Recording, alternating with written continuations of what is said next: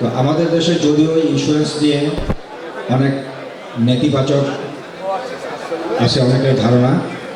তো আমরা এই সেক্টরটাকে মানুষের আস্থা ফিরিয়ে আনার জন্য আমরা কাজ করে যাচ্ছি এবং আমাদের প্রধান অতিথি সেই একই কথা বললেন।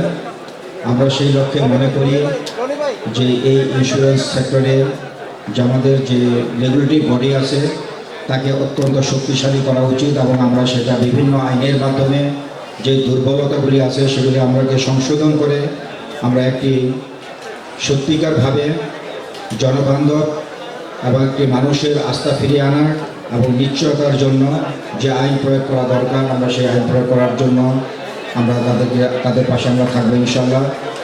এবং আমাদের যে অ্যাসোসিয়েশন আছে সেই অ্যাসোসিয়েশনও আমরা কাজ করে যাব যাতে এই বিমা সেক্টরে যারা বিমা করেন তারা যেন নিশ্চিত হন যে দিন শেষে যেন তার যে দাবি সেই দাবিটা সে যেন পরিপূরণ করেন।